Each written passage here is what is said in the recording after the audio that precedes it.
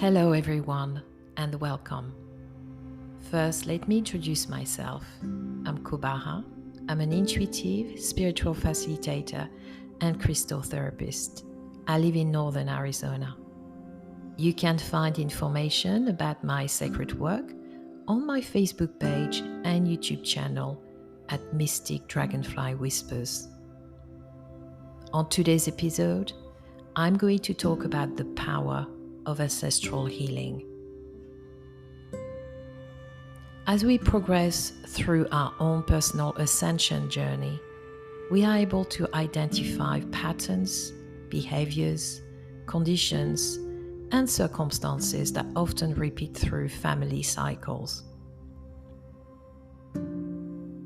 I feel it would be the perfect time today to share with you information on this particular topic. Some of us may have been experiencing a huge mix of energies so intense in the collective consciousness of humanity. Because of it, some old patterns could resurface. This time of transition may be a time when we may be pulled back to negative but familiar patterns. We may feel fearful, panicked, angry, judgmental, but not know what to do with these emotions. Maybe your soul has been feeling tired. Soul tiredness is a different level of tiredness to physical tiredness, although they are kind of interlinked. Soul tiredness is a type of tiredness that comes in and demands attention. It's when you have carried a story or a pattern for a long time. It may go back several generations. If our ancestors have not had an opportunity to heal, we are often subconsciously carrying patterns, wounds, or trauma that we may have in our family line. We need to put down the burden, the story, or the pain. As we ascend and evolve, we need to work the backlog of energy that is going back generations. It must be cleared for the new to come in. That is where some of us are at now. So how do we do it? It's about being present and allowing ourselves the space and the time we need to let go of all those different layers.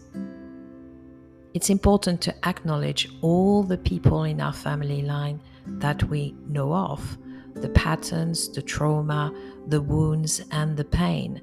It's about sending the energy of forgiveness, the energy of love, the energy of healing, and the energy of wisdom down that family line. We want to avoid old emotions and patterns to be passed on down through future generations. I can't emphasize enough the importance of forgiveness.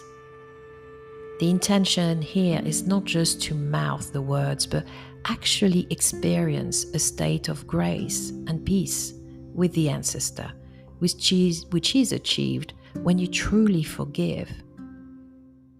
It's important to not force it. The ancestors are our spiritual king. They are the ones who walked before us and in some way helped shape the lives we lead today. We are being asked to honor the ancestors, to keep their memory and spirits alive, and to give thanks to them.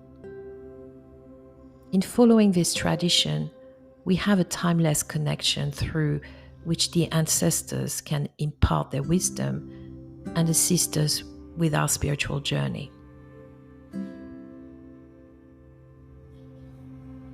Honoring those who have walked before us and understanding their ways will help us to release hurts and pains.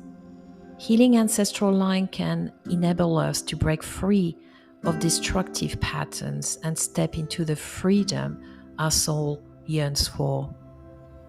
You can be the one who helps break the repetitive cycles in your own family line and to say, it stops with me.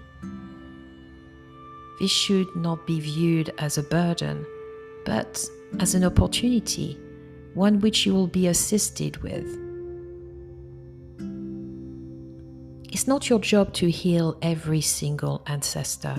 However, you can help tend to the tree when you can clearly see something is manifesting now that has roots in the past.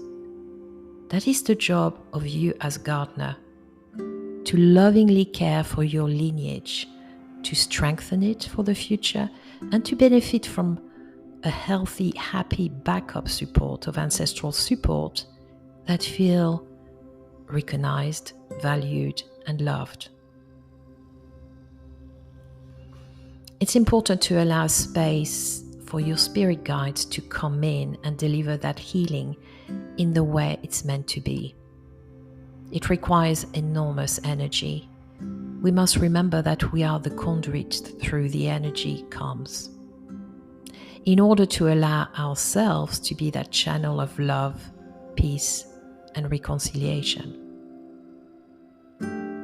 Change requires a lot of energy. The healing that takes place needs time and space.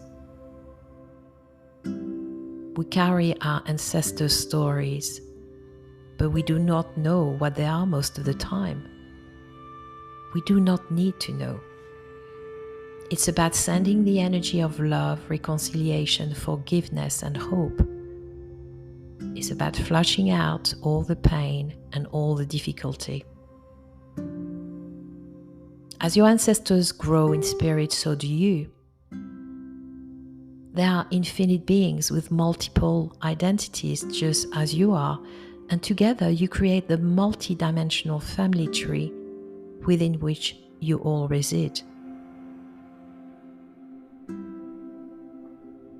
They are also your greatest mirrors to also see what else you need to work on, issues to conquer, dreams to fulfill. They will rejoice with you, wipe away your tears, are proud of who you are, and lovingly will tend to you as you tend to them. It's the most beautiful and profound work, but it's also so deep and it can be challenging. We may unconsciously repeat the same kind of traumas and negative patterns until we become aware of them and our participation in them. With new awareness, we can make different choices to work on healing the parts of self that were programmed by past generations. This is a chance to understand and break patterns that no longer serve us. They have been influencing and directing our lives. But by doing this work, you will get closer to your authentic self.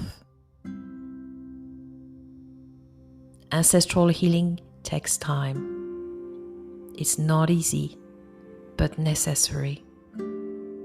Be gentle with yourself. Thank you for listening. Until next time, bye for now.